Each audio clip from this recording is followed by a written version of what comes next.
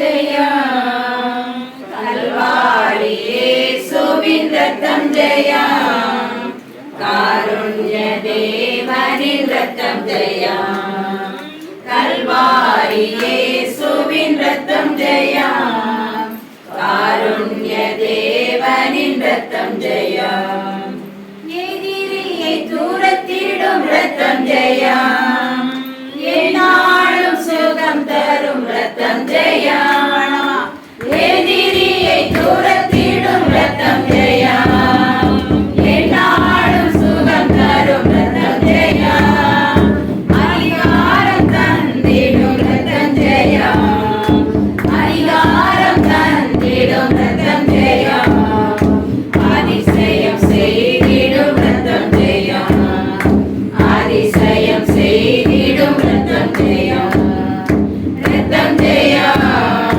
ரத்தம் ஜெயம், கல்வாரி இயேசுவின் ரத்தம் ஜெயம், காருண்ய தேவனின் ரத்தம் ஜெயம், விடுதலை தருகின்ற ரத்தம் ஜெயம், வெற்றி மேல் வெற்றி தரும் ரத்தம் ஜெயம், விடுதலை தருகின்ற ரத்தம் ஜெயம், வெற்றி மேல் வெற்றி தரும் ரத்தம் ஜெயம், பலவீனம் நீக்கிடும் ரத்தம் ஜெயம், பலவீனம் நீக்கிடும் ரத்தம் ஜெயம், பலவானாய் மாற்றிடும் ரத்தம் ஜெயம், பலவானாய் மாற்றிடும் ரத்தம் ஜெயம், ரத்தம் ஜெயம், ரத்தம் ஜெயம், கல்வாரி இயேசுவின் ரத்தம் ஜெயம், காருண்ய தேவனின் ரத்தம் ஜெயம்,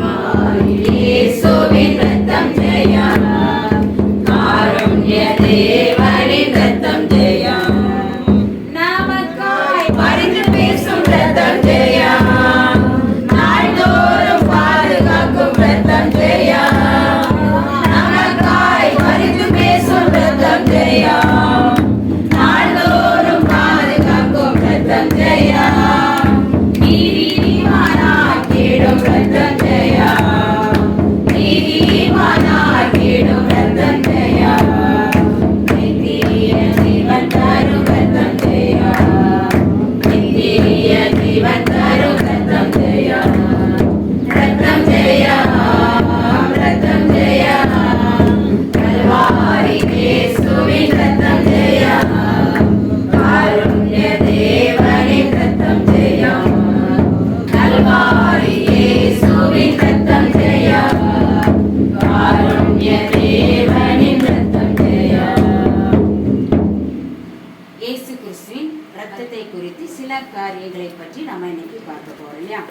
எதிரியை துரத்திடும் ரத்தம் ஜெயம். நமக்கு எதிராக நிறைய எதிரிகள் வந்தாலும் இயேசுவின் ரத்தம் ஜெயம், இயேசுவின் ரத்தம் ஜெயம், ஜெயம் என்று சொல்லும் பொழுது எதிரி என்ன செஞ்சிருவாங்களாம், ஓடி போயிடுவாங்க இல்லையா. ஒரு இடத்துல ஊழியத்திற்காக, வட மாநிலத்திற்காக சில வாலிப பிள்ளைகள் என்ன செஞ்சாங்களாம், ஊழியத்துக்கு போனாங்களாம். அவங்க ஒரு ரூம் எடுத்து தங்குறாங்க.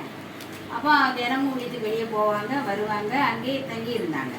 அப்போ இந்த வாலிப பிள்ளைகள் வந்து இங்கே தங்கி இருக்காங்க அப்படிங்கிறது சில ரவுடிகள் கேள்விப்பட்டு என்ன செஞ்சாங்களாம், ராத்திரியில் அந்த வீட்டுக்கு சுற்றி வராங்களாம். இந்த பிள்ளைகள் உள்ளே இருக்காங்க. அப்போ இந்த பிள்ளைகள் தினம் நல்லா ஜெபம் பண்ணிட்டு கால்கள் எதற்காக ஓடியது, இயேசுவின் ஊழியத்தை செய்வதற்காக. நம்ம பிள்ளைகளை வெளியே விட மாட்டோம் இல்லையா, வச்சுக்கிடுவோம். நம்ம அந்த அளவுக்கு நம்ம வளரலை. அப்படி அந்த கால்கள் இயேசுக்காக ஓடிய கால்கள் முழுவதும் ஓடி இருக்காங்க. ராத்திரியில் அவங்க படுக்க போகிறாங்க. ஆனால் அந்த ரவுடிகள் எப்படியாவது வீட்டுக்குள்ளே போயிடணும் அப்படின்னு சொல்லி அவங்க திட்டமிட்டு வந்தாங்களாம். அப்படி வரும்பொழுது பார்த்தீங்கன்னா அந்த இடத்தை சுற்றிலும் தூதர்கள் காத்து கொண்டே இருந்தாங்களாம். அல்லேலூயா. நிறைய தூதர்கள் அப்படி சுற்றி வந்துகிட்டே இருந்தாங்களாம். பார்த்தோன்னே அவங்களுக்கு ஒரு அதிர்ச்சி ஆயிடுச்சு. ஐயோ, நம்ம இப்படி என்ன தவறான நினைவோட வந்தோம், ஆனால் இங்கே ஒரு தூதர்கள் என்ன செய்யறாங்க, இருக்கிறாங்க. இவர்கள் உண்மையிலே இயேசுவின் பிள்ளைகள். அல்லேலூயா. எதிரியை துரத்திடும் எதிரி யார் வந்தாலும் சரி, அதை துரத்துகிற ஒரே ஒரு ரத்தம் யார் ரத்தம்? இயேசுவின் ரத்தம் இல்லையா. எல்லாரும் சுகம் தரக்கூடியது இல்லையா. நம்ம ராத்திரி படுப்போம், காலையில் எழும்ப முடியாது, கஷ்டமா இருக்கும். இன்னைக்கு நான் வேலைக்கு போயிடுவோமா, நான் அப்படிதான் நினைப்பேன். அடுத்த நாள் எழும்பவே முடியாது, பேசாம லீவை போட்டு படுத்துரும் அப்படின்னு. ஆனா சரி எழும்பி பார்ப்போம் அப்படின்னா கொஞ்சம் நேரம் ஜெபம் எழும்பின உடனே ஒரு புது பலன் கிடைக்கும். ஹல்லேலூயா. அப்ப என்னாலும் நமக்கு எது கொடுக்கிறது? இயேசுவின் ரத்தம் நமக்கு எதை கொடுக்கிறது? சுகத்தை கொடுக்கிறது. அதிகாரம் தந்திடும் ரத்தம். எங்கேயாவது ஒரு நல்ல அதிகாரத்தோட இயேசுவின் நாமத்தை சொல்லி ஜெபிக்கும் பொழுது நிறைய வாழ்க்கை நேரத்துல நம்ம ஜெயம் எடுத்துட்டீங்களா இல்லையா? எடுத்துப்போம். இயேசுவின் ரத்தத்திற்கு அதிகாரம் உண்டு. அதிசயம் செய்திடும். ஒரு நாள் சின்ன சின்ன அதிசயம் நம்ம வாழ்க்கையை நடந்துட்டே இருக்கும். ஆனா நேற்று நடந்தது இன்னைக்கு நம்ம என்ன செஞ்சிருவோம்? சொல்லணும்னு நினைப்போம், ஆனா என்ன செஞ்சிடும்? சாட்சி சொல்ற நேரத்துல அது என்ன செஞ்சிடும்? அப்படி பார்க்கும்போது தினம் தினம் தேவனுடைய அதிசயம் நம்மை நடத்துகிறது, விடுதலை தருகிறது. எல்லா பாவத்தின் காரியத்திலும் விடுதலை தருகிறது, நோயில விடுதலை தருகிறது, பிரச்சனையிலிருந்து என்ன செய்கிறது? விடுதலை தருகிற ஒரு இயேசுவின் ரத்தம் வெற்றி மேல் வெற்றி தரும். ஹல்லேலூயா. என்ன தரும்? வெற்றி மேல் வெற்றி தரும். பலவீனம் நீக்கிடும். நம்முடைய சோர்வுகளில, நம்முடைய வேதனைகளில, பலவீனத்துல எதுதான் நமக்கு வெற்றியை தருகிறது? இயேசுவின் ரத்தம் நம்ம வெற்றியை தருகிறது, பலவானாய் மாற்றுகிறது. நமக்காய் பரிந்து பேசும் ரத்தம். என்ன ரத்தமா? நிறையாக பத்மன் செய்ய பாடல் என்ன செஞ்சிருக்காங்க. அவருடைய பாடல்லாம் பார்த்தீங்கன்னா வரிக்கு வரி வாசிக்கும் பொழுது அப்படியே நல்ல ஒரு கருத்துகள் பொதிந்த பாடல்களா இருக்கிறத நம்ம என்ன செய்யறோம்? நான் பார்க்கிறோம். இதை பரிந்து நமக்காக ஒவ்வொரு நாளும் பரிசுத்த ஆவியானவர் இயேசுவின் வலது பாரிசிலிருந்து என்ன செய்கிறாராம்? பரிந்து பேசிக்கொண்டே இருக்கிறார். நம்ம ஒரு காரியத்துக்காக யாராவது சொல்லுவாங்க, ஏமா ஜெபம் பண்ணுங்க, கொஞ்ச நாள் பண்ணுவான், அப்புறம் நமக்கே அது என்ன செஞ்சிடும்? மறந்துடும். நமக்கே அது. ஆனால் ஆவியானவர் நமக்காக பிதாவின் வலது பரிசில் இருந்து என்ன செய்கிறாராம்? ஜெபித்து கொண்டே இருக்கிறாரா? நாள்தோறும் பாதுகாப்பு ரத்தம். இன்னைக்கு நம்ம ஜீவனோடு இருக்கிறோம் அப்படின்னா நமக்கு அந்த ரத்தம் நம்ம என்ன செய்யறது? பாதுகாக்கிறது. நீதிமான் ஆக்குகிற ஒரு ரத்தம். சில நேரங்கள்ல நமக்கு நீதி எது அநீதி எதுன்னே தெரியாது. ஆனா ஆவியானவர் சுட்டு காண்பிப்பார். ஹல்லேலூயா. நம்ம நீதிமானாக மாற்றுவார். நித்தியத்தை முடிவில் அது என்ன தருவது? நமக்கு நித்தியை ஜீவனை தருகிற ஒரு அருமையான பாடலை குறித்து நம்ம இப்ப பார்த்தோம். இப்ப இயேசுவின் ரத்தம் என்ன? எப்படிப்பட்ட ரத்தம்னா அது ஒரு நன்மையான ரத்தமா. அது எப்படிப்பட்ட ரத்தம்? அவர் பிறந்த காலத்திலிருந்து அவருடைய கால்கள் நன்மை செய்கிறவைகளாக சுற்றி திரும்பி திறந்தது இல்லையா? நாம நன்மை என்ன செய்யணும்? நம்மள என்ன செய்யணும்? நன்மை செய்ய முடியுது. தேவனாய கிறிஸ்து வாழ்க்கையில் அவர் அதைத்தான் செய்தார். தீமையை பார்க்காத சுத்த கண்டன். தீமையை பார்க்காத சுத்த கண்டன். எபிரேயர் 12வது அதிகாரம் 24வது வசனம். எபிரேயர் 12 எடுத்து வேகமா வாசிக்கலாமா? புது உடன்படிக்கையின் மத்தியஸ்தராகிய இயேசுவின் இடத்திற்கும் ஆபேலினுடைய ரத்தம் பேசினதை பார்க்கிலும் நன்மையானவைகளை பேசுகிற ரத்தமாகிய தெளிக்கப்படும் ரத்தத்தின் இடத்திற்கும் வந்து சேர்ந்தீர்கள். நன்மையானவைகளை பேசுகிற ரத்தமாகிய தெளிக்கப்படும் ரத்தத்திற்கு என்ன செய்யணுமா? வந்து சேர்ந்து கடைசியில முடிவில் அல்ல. ரட்சிக்கப்படாம இருந்தனா அது கஷ்டம்தான். ரட்சிக்கப்பட்டோம்னா யாருடைய ரத்தத்துக்கு வந்துட்டோம்? நன்மையை செய்யக்கூடிய இயேசு கிறிஸ்துவின் ரத்தத்தில் என்ன செஞ்சுட்டோம்? நாம வந்து விட்டோம் என்று இங்கே சொல்லப்படுகிறது. ஆதியாகமம் 4:10 என்ன சொல்லப்பட்டிருக்கு அப்படின்னா, ஆபேலுடைய ரத்தம் பூமியிலிருந்து எண்ணெய் நோக்கி கூப்பிடுகிறது. பூமியிலிருந்து இந்த ரத்தம் என்ன செய்கிறதா? எண்ணெய் நோக்கி கூப்பிடுது. நம்ம கொலை செய்வது அவ்வளவு ஈஸியான காரியம் இல்லை. நிறைய பேர் என்ன செய்யறாங்க? கொலை என்ன செஞ்சிடறாங்க? செய்திருக்காங்க இல்லையா? தவறான உறவுக்காக நிறைய இன்னைக்கு கொலை நடக்குது. குடும்பத்துல கணவன் மனைவியை கொண்டுறாங்க, மனைவி கணவனை கொண்டுறாங்க, தாய் மகளை என்ன செஞ்சிடறாங்க? கொண்டுறாங்க, தவறான உறவுக்காக இல்லையா? இப்போ நம்ம கொலை செய்வது அவ்வளவு ஈஸியான காரியம் இல்லை. பாவம் வாசல்படியில் அடுத்திருக்கும். பாவம் வாசல்படி அந்த ரத்தம் கூப்பிடுதான், ஆண்டவரே எங்க அண்ணன் என்ன செஞ்சுட்டான்? என்ன கொண்டுட்டான். அப்ப கொலை செய்த ரத்தம்லாம் என்ன செய்யுமா? ஆண்டவர்கிட்ட போராடிக்கிட்டே தான் இருக்கும். ஆண்டவர்கிட்ட என்ன செய்யும்? ஆகவே நாம என்ன செய்யணுமா? பாவத்துக்கு விலகி ஓட வேண்டும். ஆபேல் ரத்தம் பூமியிலிருந்து ஆண்டவர் நோக்கி என்ன செய்யலாம்? எனக்கு நீதி தாங்க ஆண்டவரே, எனக்கு நீதி தாங்க ஆண்டவரே என்ன செய்யுமா? கூப்பிட்டு கொண்டே இருக்குமா? இங்க பாக்குறோம் மத்தேயு 23:35 ஒரு நீதிமானுடைய ரத்தம் அப்படிங்கிறத பார்க்கும் பொழுது நீதிமானாகிய ஆபேலின் ரத்தம் முதல் தேவாலயத்துக்கும் பலிபீடத்துக்கும் நடுவே நீங்கள் கொலை செய்த பரகியாவின் குமாரனாகிய சகரியாவின் ரத்தம் வரைக்கும் பூமியின் மேல் சிந்தப்பட்ட நீதிமான்களின் ரத்த பலியெல்லாம் உங்கள் மேல் வரும்படியாக இப்படி செய்வீர்கள். இந்த பூமியின் மேல் நீதிமானுடைய ரத்தம் நிறைய நம்ம மிஷினரிகளை வடநாட்டுக்கு அனுப்புறோம். நிறைய பேர் என்ன செஞ்சிருக்காங்க? ரத்தம் சிந்திருக்காங்க. ரத்தம் என்ன செஞ்சிருக்காங்க? இந்த நீதிமான்களின் ரத்தங்கள் எல்லாம் உங்கள் மேல் வரும்படியாக இப்படி என்ன செய்யணுமா? செய்வீர்களாக என்று சொல்லப்பட்டிருக்கு. நிறைய பேர் ரத்தம் சிந்தனை எதற்காக செஞ்சிருக்காங்க? ஒரு நாட்டுடைய ஒரு சின்ன பிள்ளை வட இந்தியாவில் 10-16 வயசு இருக்கும். அந்த தீவிரவாதிகளுடைய கையில் மாட்டிக்கிட்டு அந்த பிள்ளை நடுவில் விடுறான். அந்த பிள்ளை என்ன செஞ்சிடறான்? அது முழங்கால் போட்டு நிற்கிது. கடைசி கண்ணை கட்டுறான். கருப்பு துணியை வச்சு கண்ணை என்ன செய்யறான்? முடிவில் ஒரு துப்பாக்கி வச்சு சுட்டுட்டான். அப்படியே ரத்தம் பீரிட்டு அந்த பிள்ளை அப்படியே என்ன செஞ்சது? சாஞ்சி போனது. அப்போ அந்த சின்ன குழந்தை ஒரு 15-16 வயசுக்குள்ள தேவனுக்கா என்ன செய்யுது?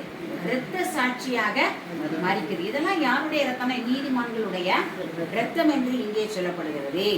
அப்போ அடுத்துல என்ன தண்டனை? ஆதியாகமம் 4வது அதிகாரம் 11-12 வாசிக்கலாமா? உன் சகோதரனுடைய இரத்தத்தை உன் கையிலே வாங்கிக் கொள்ள தன் வாயை திறந்த இந்த பூமியில் நீ சபிக்கப்பட்டிருப்பாய். நீ நிலத்தை பயிரிடும் போது அது தன் பலனை இனி உனக்கு கொடாது. நீ பூமியில் நிலையற்று அலைகிறவனாய் இருப்பாய் என்றார். இங்க பாக்குறோம், தண்டனை கிடைக்கும். தண்டனை கண்டிப்பா என்ன செய்யும்? நீ பூமியில நீ என்ன செய்வ? என்ன செய்வ? அடைவ. யாராவது கொலையாளி ஆயிட்டாங்கன்னா அவங்க சந்ததி நல்லா இருக்குன்னு நினைக்கிறீங்களா? இல்லவே இல்லை. 4ஆம் தலைமுறை மட்டும் நான் என்ன செய்கிறேன்? விசாரிக்கிறவனா இருக்கிறேன்னு சொல்றாரு. தண்டனைக்கு ஒரு நாள் என்ன செய்ய முடியாது, நாம அப்பவே முடியாது. இப்பெல்லாம் சொல்ற மத்திய எழுதி சுவிசேஷம் 27, 24, 27, 24 வாசிப்போமா? கலகம் அதிகமாகிறதே இல்லாமல் தன் பிரயத்தனத்தினாலே பிரயோஜனம் இல்லை என்று பிலாத்து கண்டு தண்ணீரை அள்ளி ஜனங்களுக்கு முன்பாக கைகளை கழுவி, இந்த நீதிமானுடைய இரத்த பலிக்கு நான் குற்றமற்றவன், நீங்களே பார்த்து கொள்ளுங்கள் என்றான்.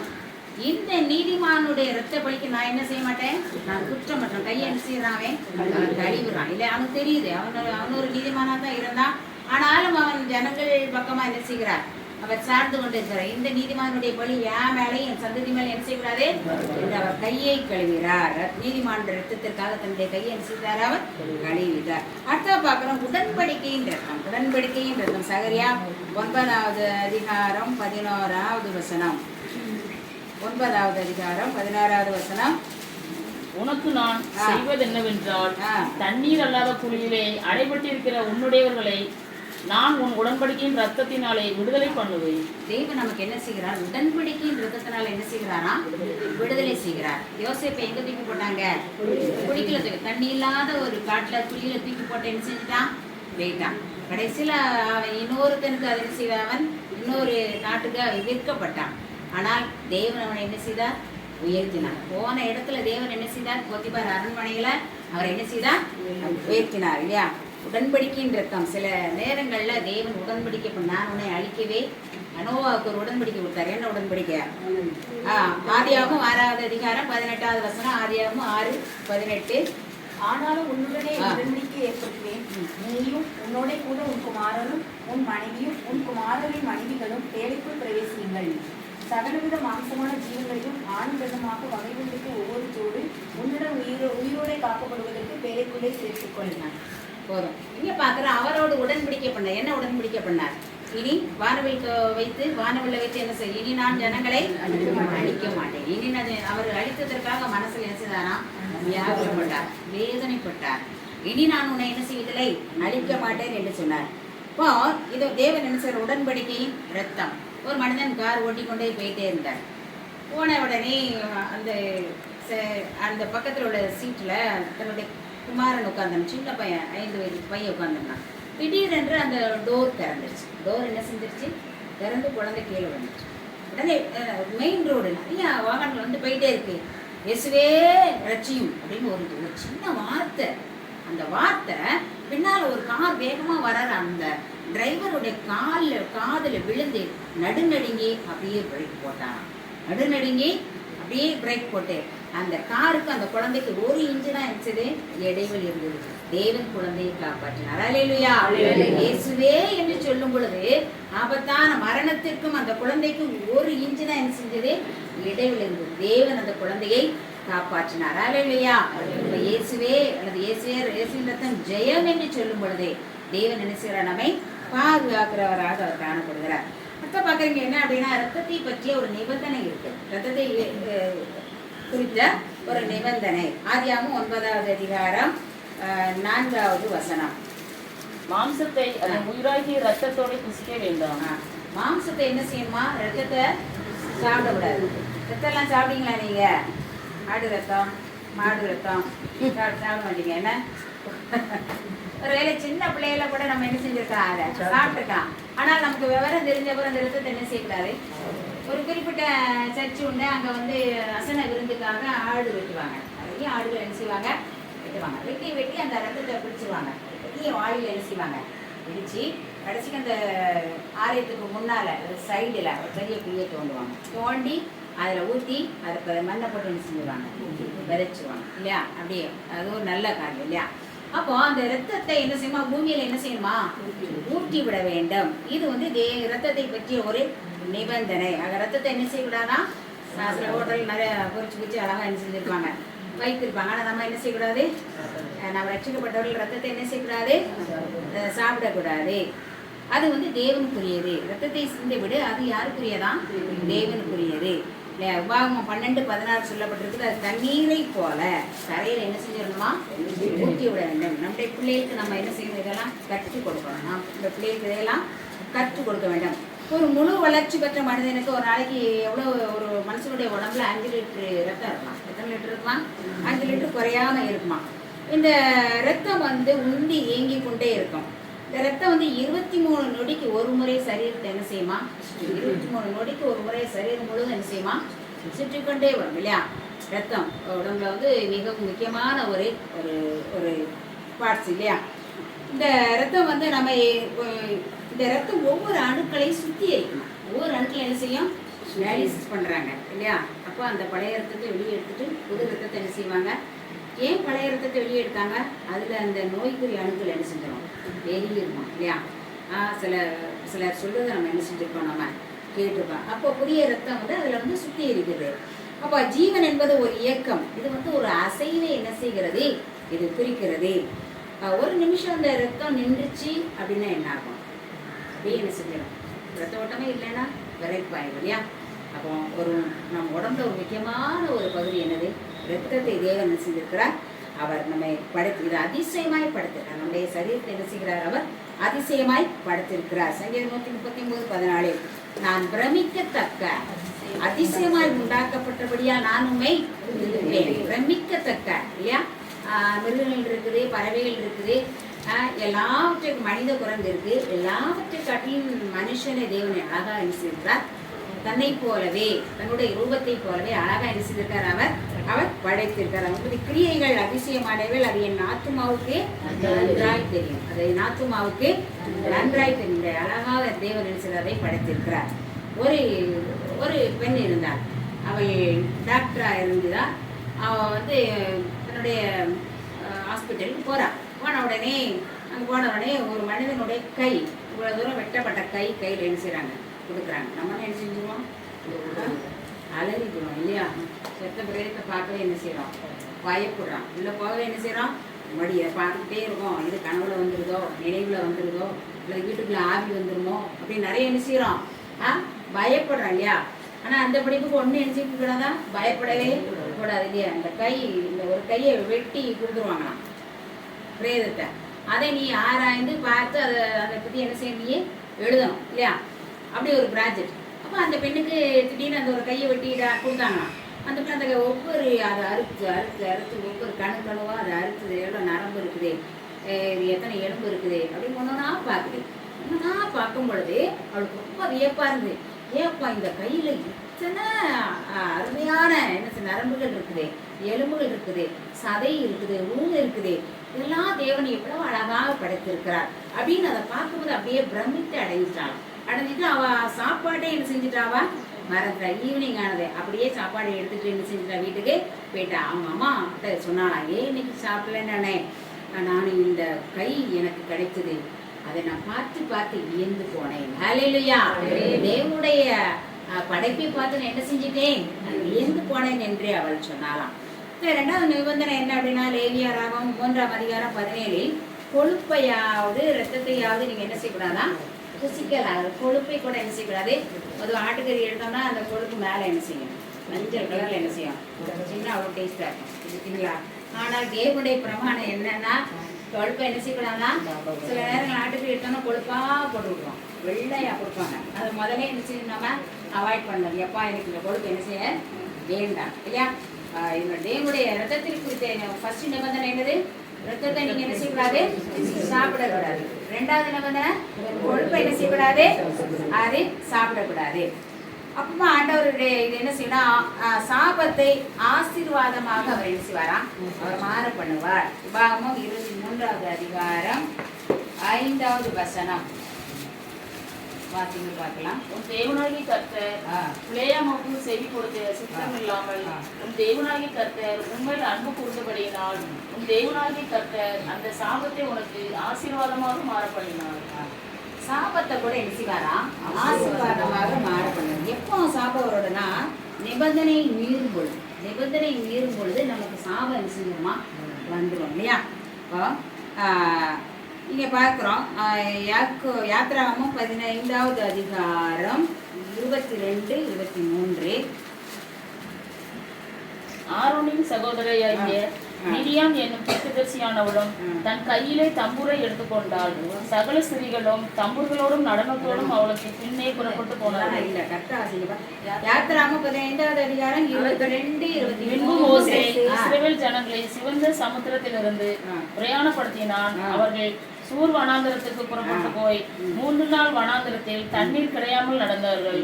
அவர்கள் மாராவிலே வந்தபோது மாராவின் தண்ணீர் கசப்பாய் இருந்ததினால் அதை குடிக்க அவர்களுக்கு கூடாது இருந்தது.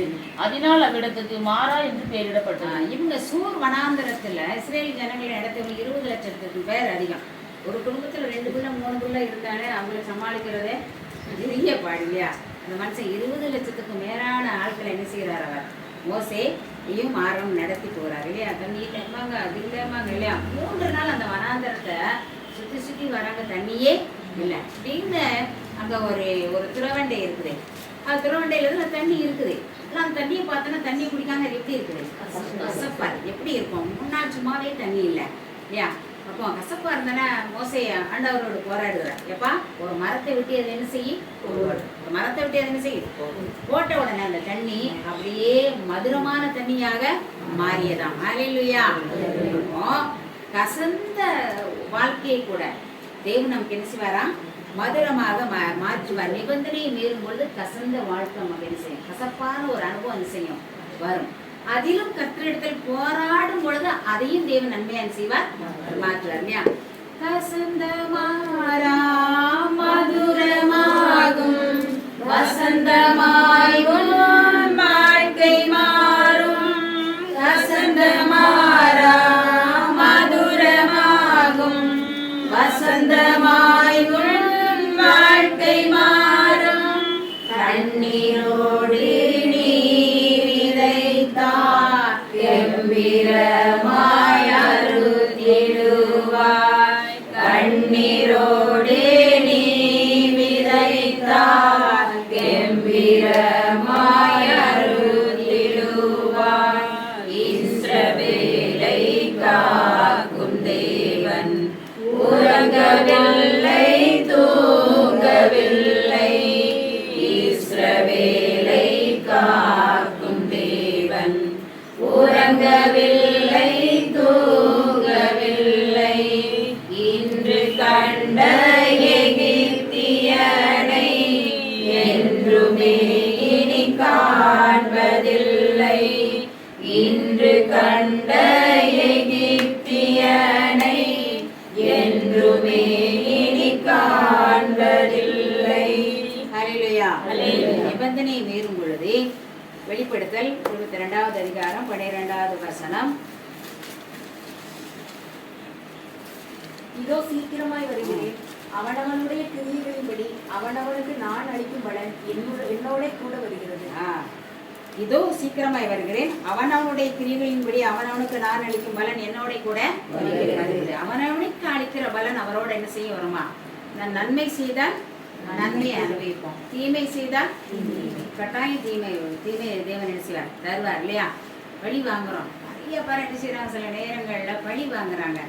பழி வாங்கிட்டேன் அப்படிங்கிறதுல என்ன செய்யறாங்க, அப்படியே காலரை தூக்கி என்ன செய்யறாங்க, நான் அவனை பழி வாங்கிட்டேன், ஏன்னா இவனை பழி வாங்கிட்டேன் இல்லையா. இத்தனை தூரம் நான் டிரான்ஸ்ஃபர் பண்ணி போட்டுட்டேன், இத்தனை தூரம் அவன் அலையிறான், இத்தனை தூரம் அவன் அலையிறான்.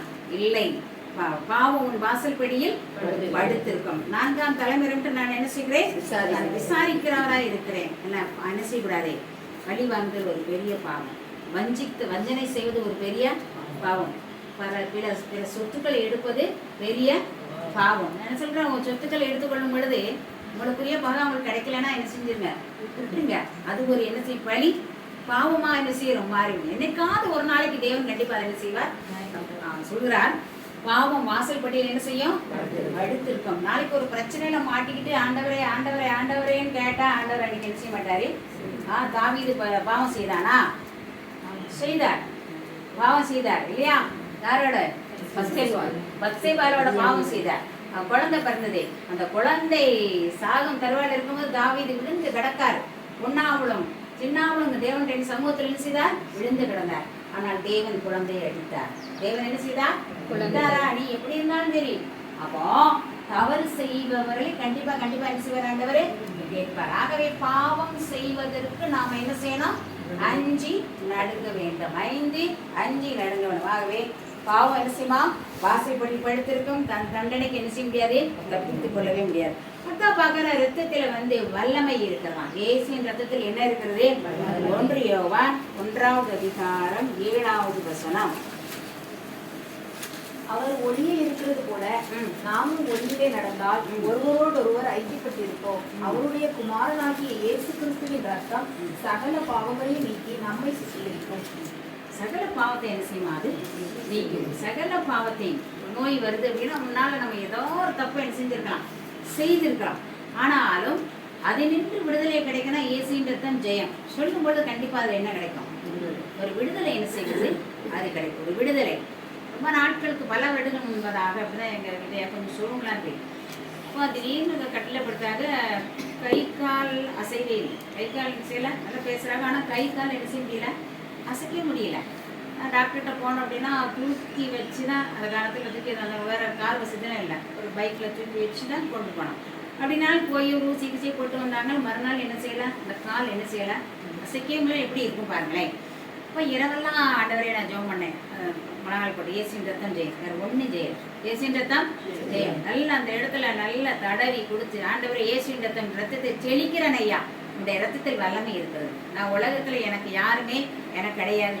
நான் தனியாக அதாவது அடிக்கடி நம்ம டிரான்ஸ்ஃபரில் என்ன செய்வோம், யாரும் நமக்கு என்ன செய்ய முடியாது, தெரியாது. முன்னப்பட எனக்கு யாரும் எனக்கு தெரியாது. இயேசுவின் ரத்தம் ஜெயம் சொல்லி இரவெல்லாம் ஜெயித்தேன். காலையில் அந்த கால் அப்படியே அசைய ஆரம்பிச்சது. ஹல்லேலூயா. கர்த்தருடைய ரத்தத்துக்கு என்ன உண்டு? வல்லமை உண்டு. கர்த்தருடைய ரத்தத்துக்கு சொல்லி ஜெபிக்கும் பொழுது அதுக்கு என்ன உண்டு? வல்லமை உண்டு. மத்திய 26:28 பாவம் மன்னிப்பு உண்டாகக்கூடிய அநேகருக்காக சிந்தப்படுகிற புதிய உடன்படிக்கைக்குரிய ரத்தம் என்று சொல்லப்படுது. புதிய உடன்படிக்கைக்குரிய ரத்தம் என்று சொல்லப்படுகிறது. ஒரு அம்மா பிரசவத்துக்காக போறாங்க. உடனே அட்மிட் பண்றாங்க. அவருடைய குழந்தை பிறப்பதற்கு இப்போ டைம் எடுத்துக்கிட்டே இருக்கு. ஆனால் டாக்டர் அம்மா சொன்னாங்களா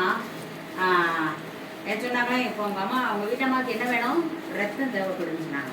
அவர் வீட்டுக்கார் ஓடி எல்லாரையும் கூப்பிட்டாரு. எல்லா ரத்தத்தையும் டெஸ்ட் பண்ணி பார்த்தாங்க. ஒருத்தருடைய ரத்தம் என்ன செய்யலையா? மேட்ச் ஆகவே இல்லை. கடைசிக்கு தன்னுடைய ரத்தத்தை கொஞ்சம் பார்த்தாரு, அது மேட்ச் ஆகுது. அப்படியாக எடுத்து தன்னுடைய மனைவிக்கு அது போட்ட உடனே அந்த அம்மா உயிர் பிழைத்து கொண்டாடலாம். ஹல்லேலூயா.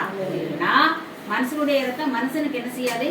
பொருந்தாது. ஆனா இயேசுவின் ரத்தம் எல்லாருக்கும் பொருந்தும். ஹல்லேலூயா. இயேசுவின் ரத்தம் எல்லாருக்கும் பொருந்தும் என்று இங்க சொல்லப்படுது. ஆகவே நாம நற்கருணை எடுக்கிறோம். இயேசுவின் ரத்தத்தை என்ன செய்யறோம்?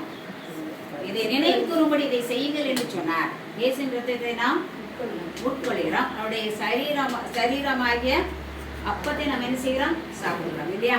ஒவ்வொரு நேரம் நம்ம நற்கருணை எடுக்கும். நம்ம ஜெபம் ஆற்றில் போய் நமக்கு பிரியமான ஒரு ஜெப விண்ணப்பம் இருக்குன்னா அதை என்ன செய்வோம்? ஏறெடுப்போம். அந்த நேரத்துல நிறைய பேர் என் ஜெபத்தை கேட்டிருக்க நிறைய சொல்லுவாங்க. ஏன்னா அந்த இடம் ஒரு பரிசுத்தமான இடம். பரிசுத்தமாய் அதை ஆசரிக்கும் பொழுது தேவன் அந்த ஜெபத்தை கேட்கிறார். பரிசுத்தமாய் ஒரு ரத்தத்தை நாம் பானம் பண்ணும் பொழுது தேவன் அந்த ஜெபத்தை கேட்கிறார். ஹல்லேலூயா. அப்படி நற்கருணை போகும்போது பரிசுத்தமாய் நீங்க அதை ஆசரிக்கும் பொழுது தேவனுடைய ஜெபத்தை என்ன செய்வார்? கேட்பார். ஹல்லேலூயா. எபிரேயர் 10ஆம் அதிகாரம் 12 பார்க்கிறோம்.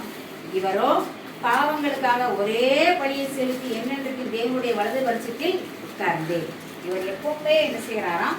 பாவங்களுக்காக ஒரே ஒரு பலி. என்ன பலி? தன்னுடைய சொந்த குமாரன் என்றும் பாராமல் ஒரே ஒரு மகனை சிலுவையில் என்ன செய்தார்? ஒப்பு கொடுத்தார். தேவனுடைய வலது பரிசத்தில் எப்படி இருக்கானா? எப்போதும் பிரியமானவர், பிதாவுக்கு பிரியமான ஒரு மகனாய் அவருடைய வலது பரிசத்தில் அவர் வீட்டில் இருக்கிறார். 1 பேதுரு 1ஆம் அதிகாரம் 19வது வசனம். 1 பேதுரு 1வது அதிகாரம் 19வது வசனம். குற்றமில்லாத மாசற்ற ஆட்டுக்குட்டியாகிய கிறிஸ்துவின் விலையேறப்பட்ட ரத்தத்தினாலே மீட்கப்பட்டீர்கள் என்று அறிந்திருக்கிறீர்களே. குற்றமில்லாத மாசற்ற ஆட்டுக்குட்டி இல்லையா? ஒருத்தனை வெட்டுறான் அப்படின்னா ஒருத்தன் வெட்டி போட்டுக்கிறான். கத்திரிக்காய் வெட்டின மாதிரி வெட்டி போட்டுறான். அவனுக்கு முன் விரோதம் இருக்கும். ஏதாவது அவன் தவறு செஞ்சிருப்பான். ஒரு இடத்துல கொலை நடக்குன்னா 2 பேருக்குள்ள என்ன இருக்கும்? ஏதாவது தவறு இருக்கும், பகை இருக்கும், பிரச்சனை இருக்கும், போராட்டம் இருக்கும், வெட்டி போட்டு போயிடலாம். ஆனால் குற்றமில்லாத இரத்தத்தை உடையவர் இயேசு கிறிஸ்து. ஹல்லேலூயா. குற்றமில்லாத ஆட்டுக்குட்டியானவர் யாரு? இயேசு கிறிஸ்து. அதனாலதான் அந்த இரத்தத்தில் நாம் என்ன செய்ய மீட்கப்படுகிறோம், சுகமாக்கப்படுகிறோம், விடுதலை அளிக்கப்படுகிறோம். குற்றமில்லாத மாசற்ற ஆட்டுக்குட்டியாக கிறிஸ்துவின் வெளியேறப்பட்ட இரத்தத்தினாலே நாம் மீட்கப்பட்டவர்கள் என்று அறிந்திருக்கிறோம். சிந்தேதனையோ சீராசி முள்முடியோ ஓரோதி சிந்துவதோ ஓரோய் கிச்சன் மனதை கல்வாரி மாமலை மே கை கால்களாணிகளா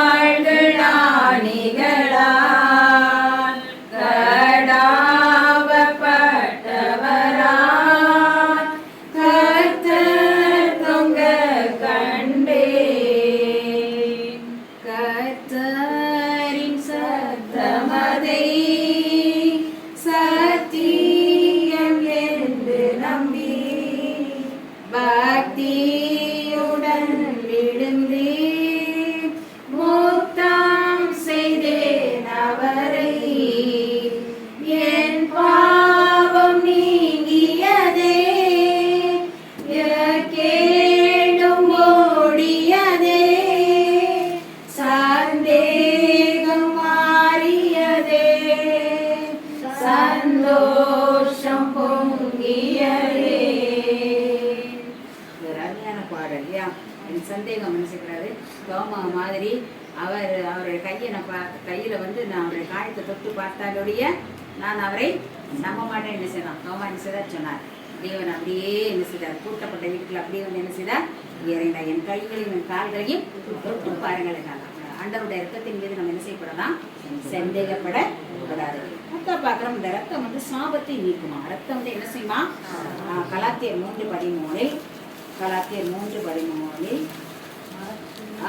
மரத்திலே தூக்கப்பட்ட எவனும் சபிக்கப்பட்டான் என்று எழுதியிருக்கிறபடி கிறிஸ்து நமக்காக சாபமாகி நியாய பிரமாணத்தின் சாபத்தில் நம்மை நீங்களாக்கி மீட்கப்பட்டார் இல்லையா? கிறிஸ்து நமக்காக அவமானத்தோட ஒருத்தன் துப்புனான். ஒருத்தன் முகத்துல என்ன செஞ்சான்? ஒருத்தர் கால் நம்ம மேல பட்டவனே என்ன செய்யறான்? விதிச்சிட்டான். என்ன செய்யற இல்லையா? அவர் அவமானம் அடைந்தார், நிந்தை அடைந்தார், உபத்திரவப்பட்டார். அவர் கார் என்ன செய்தாங்க? குற்றமில்லாத ஒரு இரத்தப்பலி என்ன செய்தாங்க? அவர் சுமந்தார் என்று பார்க்கிறோம். ஆதியாம் 4:13 காயின் கர்த்தரை நோக்கி எனக்கு இட்ட தண்டனை நான் என்னால் எப்படி சகிக்க முடியும் அப்படின்னு நம்ம கேட்கிறோம் இல்லையா? நான் இந்த ரத்தம் சார் உன்னை கொள்றவன் மேல 7 பலி சுமரும், உன்னை கொள்றவன் மேல என்னது அப்படின்னு சொல்கிறாங்க. அநியாயமாக பிறரை சிந்த வைத்தால் நியாயம் தீர்க்கப்படுவோம். நியாயமாக பிறருடைய ரத்தத்தை சிந்தப்பட்டு என்ன செய்வான்? நாம் நியாயம் தீர்க்கப்படுவோம். இந்த ஊர்ல ஒரு மனுஷன் இருந்தான். அவன் வந்து கல் இறக்கி பனைமரத்துக்கு அடியில் போய் கல் இறக்கி என்ன செய்வான்? கல் இறக்கி வைப்பான். அப்போ அந்த மனுஷன் இந்த பனைமரத்துக்குள்ள நின்ன உடனே இன்னொருத்தன் வரான். அவனும் கல் குடிக்கிறவன். அந்த உடனே இவன்கிட்ட கல் கிடைக்கும் அப்படின்னு சொல்லிட்டு அவன் வந்து என்ன செய்யறான்? குடிக்க வேண்டாம். அப்போ அவனுடைய பாக்கெட் வந்து பெருசாக தெரியுது. அவனுடைய போட்டிருக்க ஷர்ட் பாக்கெட் வந்து பெருசாக தெரியுது. அப்போ அவன் இந்த கல் குடிக்காத நினைக்கிறான். பாக்கெட் பெருசாக இருக்கு, அப்போ பணம் என்ன செய்யும்? நிறையா அப்படின்னு நினைச்சான். பார்த்தான் அவன் மறைமுகமாக வைத்திருந்த ஒரு அறுவடைச்சு ஒரே வட்டை என்ன செஞ்சுட்டான்? வெட்டிட்டான். பணங்காய் விழுந்த மாதிரி மண்டை என்ன செஞ்சிருச்சு? விழுந்துருச்சு. வேகமாக ஓடி போய் அந்த பாக்கெட்டை திறந்து பார்க்குறான். அதுக்குள்ள ஒரு வெத்தலை பெட்டி இருந்தது. என்ன பெட்டி இருந்துச்சு? வெத்தலை பெட்டியும் ஒரு 5 ரூபாய் இருந்துச்சு. அப்படியே அவன் மனம் நொந்து போனான். ஐயோ, நான் அந்த 5 ரூபாய்க்காக இவனை நான் கொன்று விட்டேனே, இந்த 5 ரூபாய்க்காக நான் இவனை கொன்று விட்டனே அப்படின்னு சொல்லி சொல்லி சொல்லி அவனுக்கு பைத்தியம் பிடிச்சிருச்சான். அதுக்கு என்ன ஆயிடுச்சு? பைத்தியம் பிடிச்சி ஊராய் திருவாய் அவன் நடக்க ஓட அப்படியே ஆரம்பித்தானான். ஆகவே நாம் பாவம் செய்வதற்கு என்ன செய்ய வேண்டும்? பயப்பட வேண்டும். தேவையில்லாதபடி மற்றவரோட ரத்தபடி என்ன செய்யக்கூடாது? நாம் கையில் என்ன செய்யக்கூடாது? ஏற்றக்கூடாது. ஆகவே நம்ம எல்லாரும் என்ன பார்த்தோம் அப்படின்னா, இயேசுவின் ரத்தம் என்ன செய்யுமா? ஒரு நன்மையான ரத்தம் என்று பார்த்தோம். அடுத்தவங்களுடைய ரத்தம் எப்படிப்பட்ட ரத்தம்னா, ஒரு உடன்படிக்கை செய்யக்கூடிய ஒரு ரத்தம் என்று பார்த்தோம். அடுத்தது ரத்தத்தின் நிபந்தனை என்னன்னு பார்த்தோம். அதை ரத்தத்தை ருசிக்க கூடாது, கொழுப்பை என்ன செய்யக்கூடாது? சாப்பிடக்கூடாது இல்லையா? அடுத்த என்ன பார்த்தா, ரத்தத்தில் என்ன மறைந்திருக்கிறது? ஒரு வல்லமை மறைந்திருக்கிறது. இயேசுவின் ரத்தத்தில் ஒரு வல்லமை நிறைந்திருக்கிறது. கடைசியா பார்த்தா, ரத்தம் சாபத்தை நீக்கும். ரத்தம் நம்முடைய சாபத்தை நீக்கும். ஜெபம் பண்ணுவோமா? ஜெபம். ஒப்பு கொடுப்பான். ஆண்டவரே, என்னிடத்தில் இந்த பாவத்தை நீக்க எனக்கு பலன் தாருமையா. ஒருவேளை ஒரு பாவம் இருக்கலாம், அதை உங்களால் விட்டு விட முடியாமல் இருக்கலாம். கண்டிப்பா இதை செய்தால்தான் எனக்கு திருப்தி கிடைக்குது என்று நீங்க நினைக்கலாம்.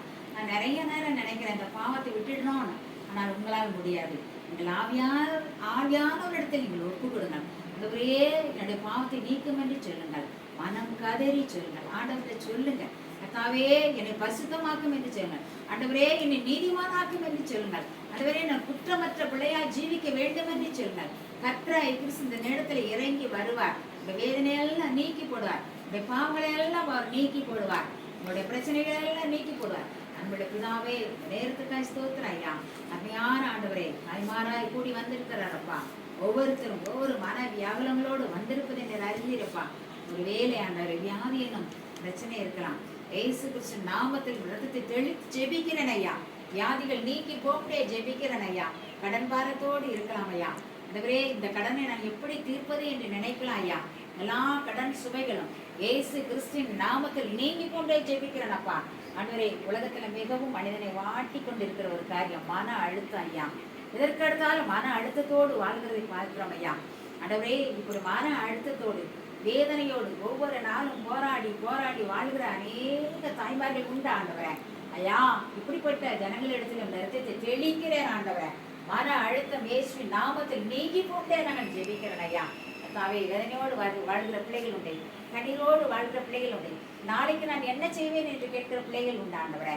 என் பிள்ளையின் படிப்புக்காக நான் என்ன செய்வேன் என்று போராடி கொண்டு இருப்பது உண்டு ஆண்டவரே. என் பிள்ளைக்கு திருமணம் கூடவில்லையா என்று சொல்கிற பிள்ளைகள் உண்டு ஆண்டவரே. கர்த்தாவே, எங்களுக்காக நீர் மரித்தீர் ஐயா.